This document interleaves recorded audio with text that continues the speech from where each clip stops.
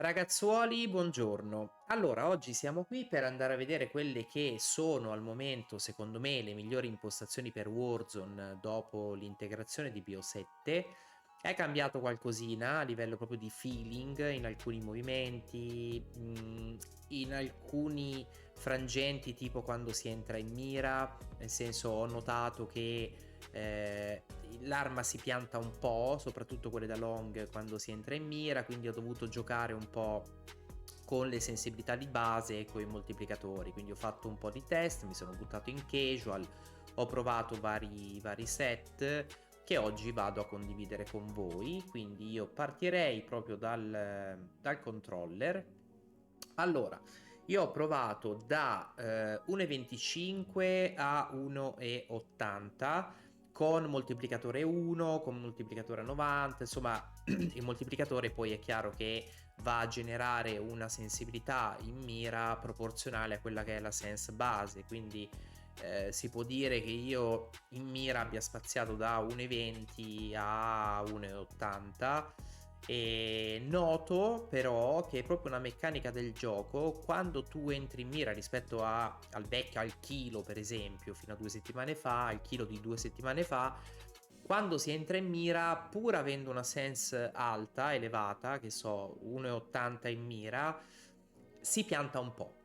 La mira si pianta un po', diventa un po' più lenta, gli strafe sono molto più lenti dell'anno scorso, quindi secondo me il gameplay, il movement è stato reso volutamente proprio da loro un po' più legnoso in fight, perché poi in realtà nel momento in cui hai scattista voli letteralmente, ma anche con scattista quando entri in mira ti si pianta un po' il personaggio. Con le armi da long, con le mitragliette questo succede molto meno, anzi non mi pare proprio che succeda, non sento questa sensazione quando fighto con le mitragliette, mi capita con i fucili d'assalto.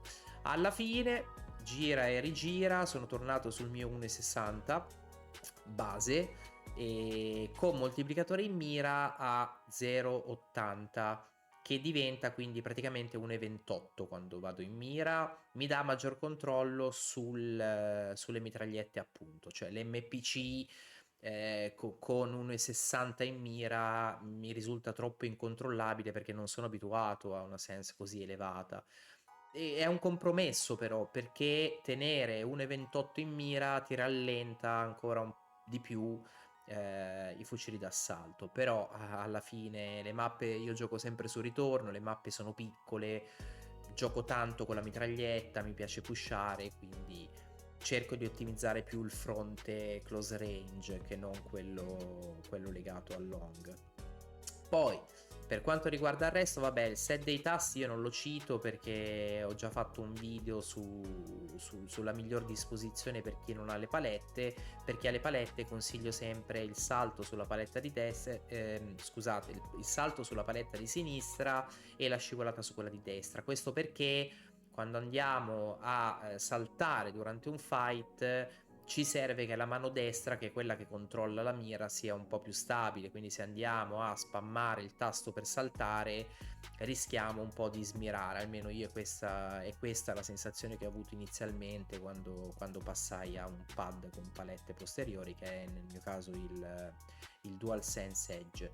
Qua tutto disattivo, vibrazione ovviamente staccata, effetto grilletto ovviamente no, zone morte, io uso una zona morta corta a sinistra, normale sulla destra, ce li ho a 5 il minimo perché ho già cambiato 4 DualSense Edge, mi arrivano nuovi che già driftano, quindi così vi lascio anche un feedback per quanto riguarda l'Edge.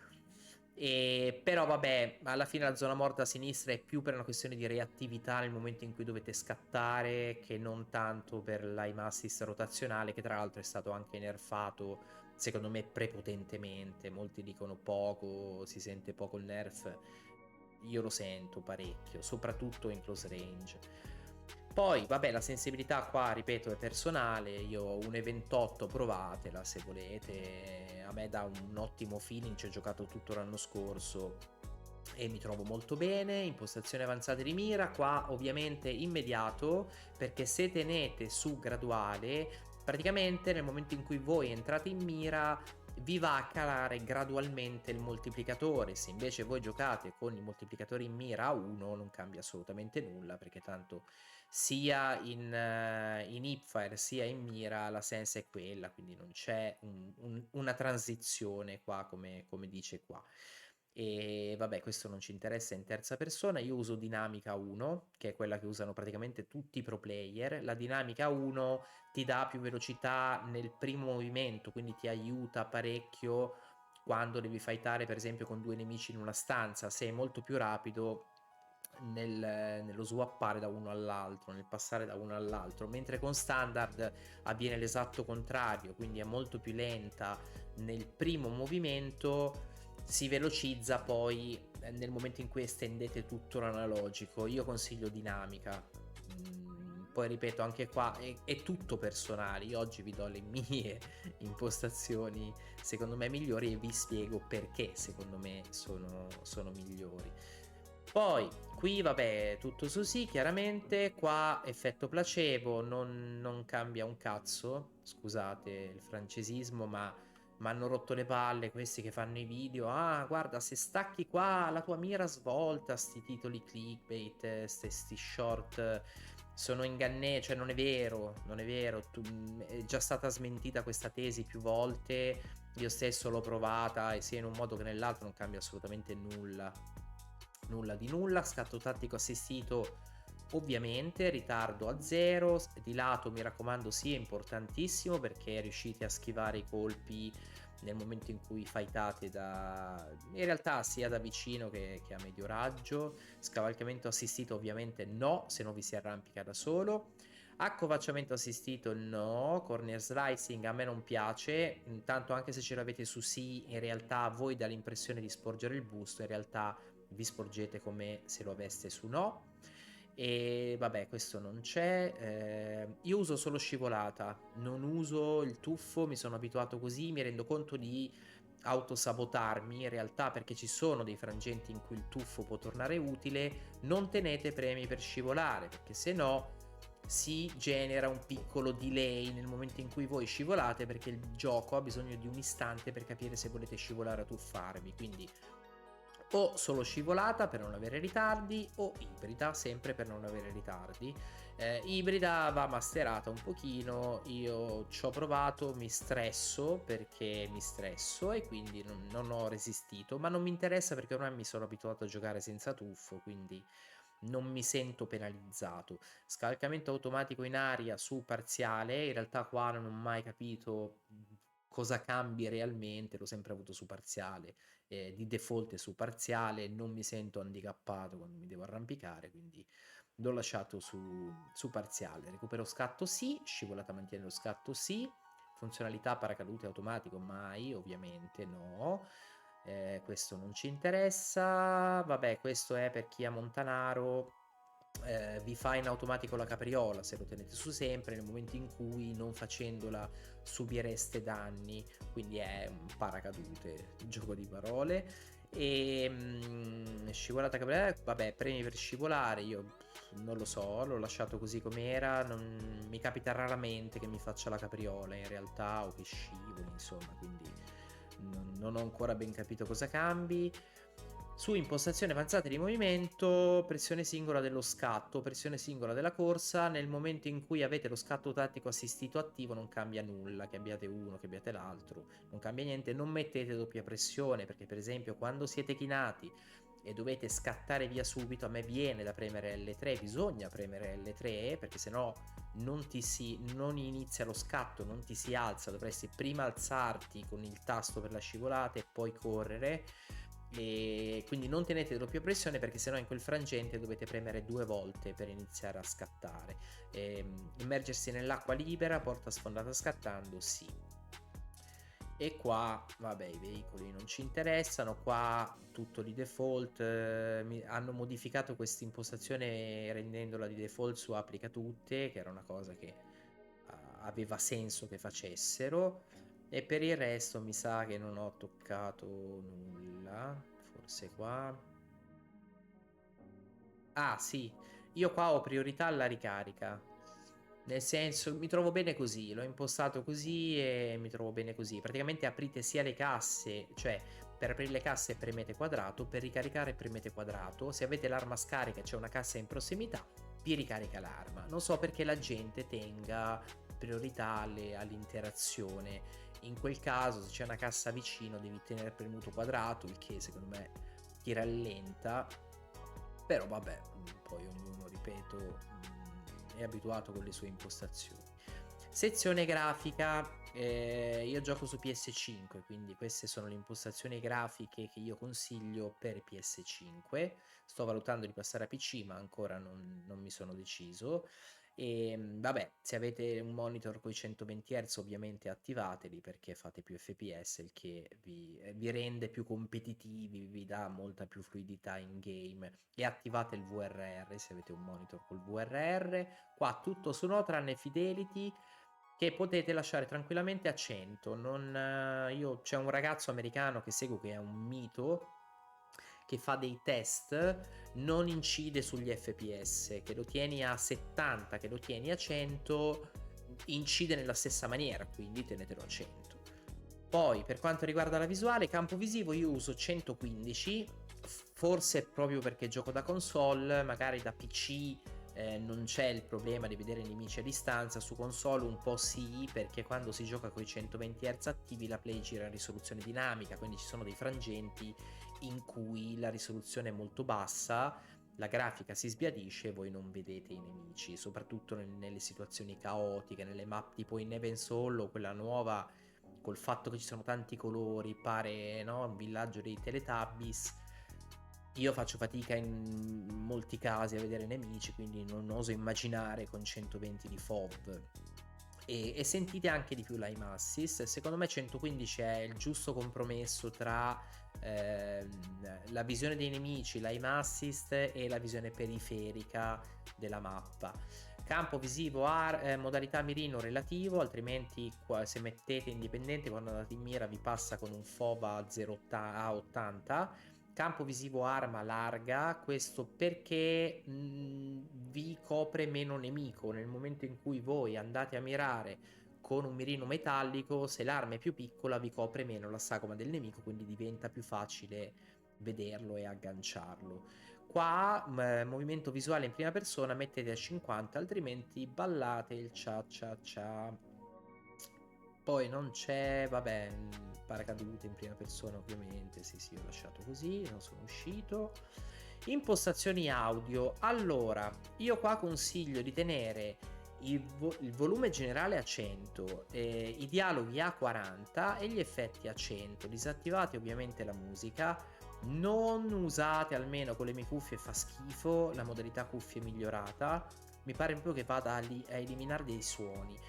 E qua vi sfato un mito, tutti vi dicono di pompare le prime frequenze, quelle basse, è una cagata, raga, perché in realtà il tallone d'Achille di sto gioco sono i bombarda. Quante volte vi capita, nel momento in cui per esempio c'è un grappolo, di morire per mano di uno che arriva, vi schiaccia un brufolo sulla schiena e poi vi spara in testa? Una marea, perché c'è proprio un problema di sovrapposizione con i toni, con i bassi potenti, tipo i bombarda, che vanno a coprire gli altri suoni, quindi nel momento in cui c'è un grappolo non si sente una minchia.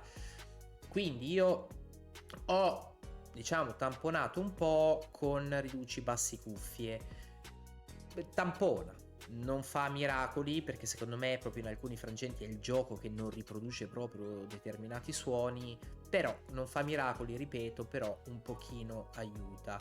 Poi, vabbè, audio mono ovviamente su no, questa è un'altra cosa che fa schifo, tra l'altro visto che dall'aggiornamento non fa più toccare le frequenze se non attivate la compensazione dell'udito asimmetrico, però non ci interessa perché nel momento in cui andiamo a impostare un mix audio non ci interessano le frequenze, altrimenti non ha senso impostare il mix audio.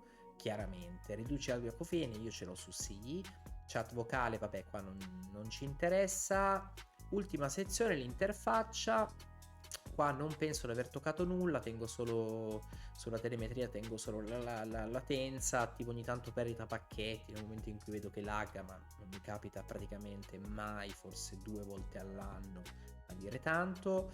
Qua non ho toccato nulla se non il colore. Io ho un parziale daltonismo, quindi ho modificato il verde iniziale, vabbè, comunque potete cambiare il colore dei compagni su Warzone, quindi qua sotto colori, membri squadra e avete i 4, vabbè, gli altri non ci interessano perché su Warzone al massimo ce ne sono 4 con i quartetti, filtro cromatico 2 e applicazione filtro cromatico su entrambi 100-100, non è che cambi chissà che, rende Rebirth un po' più viva nei colori, rende la mappa dei Teletubbies ancora più cartonesca, però vabbè sti cavoli, tanto alla fine gioco poco sulla mappa nuova, non mi fa impazzire. E allora qua non mi pare che ci sia nulla di rilevante se non il mirino, che vabbè in realtà io ho lasciato tutto su default, non mi piace la cosa del punto centrale e quindi qua ho lasciato tutto com'è, sì, opacità 100, il colore ce l'ho su bianco, ho sempre giocato così, sono un boomer abitudinario, non me va di vedermi il mirino fucsia, i nemici lilla, anche sulla minimappa il colore dei nemici io ce l'ho sul rosso standard, anche se in effetti quest'anno non si vede un cavolo, quindi in realtà sto pensando di proverò magari a cambiare. E allora vediamo se c'è qualcos'altro che ci interessa. Vabbè, qua no, qua è tutta roba di kinetosi per non sboccare giocando. E no, direi che abbiamo finito. Sì, abbiamo finito. Niente, raga, queste sono secondo me le migliori impostazioni. Va masterato il gioco, bisogna giocare e riprendere confidenza con le meccaniche di alcuni movimenti che un pochino sono cambiate, anche se poi la polenta alla fine è quella, cioè si tratta semplicemente l'hanno reso un po' più legnoso in alcuni frangenti e un po' più rapido in altri. Vedi la corsa con scattista, ma anche la corsa base senza scattista è più rapida della corsa che avevi l'anno scorso quando il personaggio si stancava e ti finiva, no, la stamina dello scatto. Quindi sì, alla fine hanno velocizzato un po' di qua, rallentato un po' di là, ma alla fine è sempre un po' la stessa minestra. Tra l'altro l'altro ieri hanno comunicato che dall'anno prossimo, dopo MV4, smetteranno di andare avanti con le solite saghe, quindi ogni anno esce un Black Ops, poi un MV, eccetera. Dovrebbero finirla lì con questo back to back e regalarci dei titoli nuovi, con storie nuove, magari con personaggi nuovi. Vedremo, in effetti ammazza raga, cioè sono 20 anni che vanno avanti, quindi direi che sarebbe ora. Ragazzi, spero che il video vi possa essere stato utile. Se avete delle domande, scrivetemele qua nei commenti. Io li faccio sempre con piacere questi video, anche se poi magari non sono super visti. E io non sono un pro player, sono un player sopra la media, bravino, insomma, però sono un malato nelle impostazioni, quindi ci perdo tempo, faccio test, eccetera. Quindi ecco, so quello che dico, non sparo cazzate a caso perché vado a prendermi le impostazioni di Aidan e le riporto. Le provo sul campo e quindi poi vado condividendo con voi le sensazioni che ho avuto e niente, le conclusioni a cui sono giunto. Ragazzoni, buona giornata, buon game, buon tutto, alla prossima, ciao belli.